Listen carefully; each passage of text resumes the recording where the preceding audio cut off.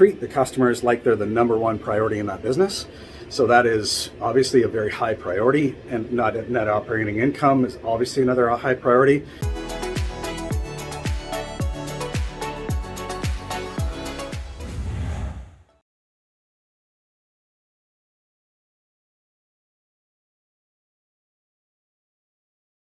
Okay, so we're looking at some multis. We happen to be in a 12 unit right now. So why do we want to look at multis? Again, I'm a pretty big promoter of these products being not good or bad, but pros and cons.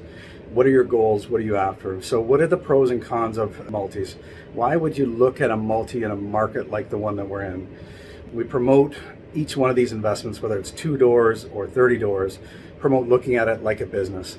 And multis are designed that way right from the beginning because they're income focused. And what do we mean by that? So like any business, there's gross revenue and there's expenses. The delta between the two is your profit. Profit in the multi space is called NOI, net operating income. So we want to assess this building and look at the NOI. Where does it stand today? And then obviously that's related to the cap rates and the purchase price. But so where's the NOI at today? The most important thing, almost the number one priority that we're looking at when we look at multis is what can we do with the NOI over time? Where's the opportunity to lift the NOI? Because then that hits the cap rate. And hopefully we get some, historically, there's cap rate compression that goes along with that uplift. Again, what we're talking about here is forced appreciation through forcing up the NOI, natural appreciation through cap rate compression.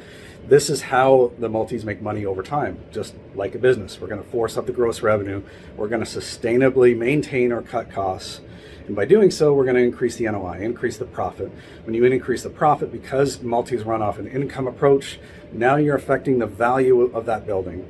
And this is why NOI is probably the number one priority when looking at a building. We want to make sure that we can run this business profitably while taking great care of our customers, in this case, the tenants, right? We want to create sustainable, functional, very high value living spaces. And we want to increase our gross revenue while we do it in a way that the market is able to kind of digest. And we want to cut costs in a sustainable way over time so that this is a profitable business over time.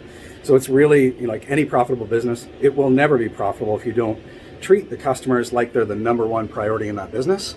So that is obviously a very high priority, and net operating income is obviously another high priority. All of these things factor into the model.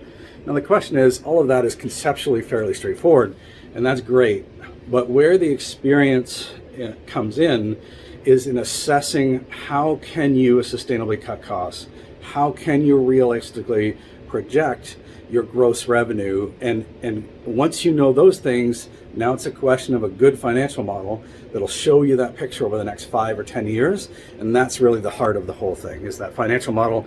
So you can do not guaranteed projections, but projections in the true sense of the word, and that they're educated, well-informed, reasonable, not pie in the sky, not doom and gloom, reasonable based on historical data, based on experience, based on case studies of actual apartment buildings.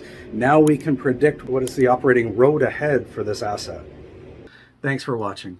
After years of training, consulting, and strategizing with investors, one thing becomes very, very clear, and that is there's a one-to-one correlation between clarity and focus and results. For investors who have clarity and focus, their results are not only faster, but they're better. And for those who don't have clarity and focus, they struggle. They struggle to produce results. They struggle to make steps toward what they're trying to achieve because what they're trying to achieve isn't crystal clear for them. If you don't have that clarity and focus today, reach out. We can help. We have the tools and the systems to be able to flesh out those goals, flesh out that clarity of market and strategy and the approach to get you from point A to point B faster in the most expedited path possible. And where we don't have the tools, we have developed strategic partnerships with people that we're happy to introduce you to help gain clarity and focus. That is the number one linchpin that we see with investors. And thank you for watching. Some people have reached out in appreciation of the content and asked how they can support. There's a very simple mechanism to be able to do that. If you would like, share this video, subscribe to the YouTube channel. These are all things that help us propagate our content, help get our content out to more investors, and we would be hugely appreciative of that.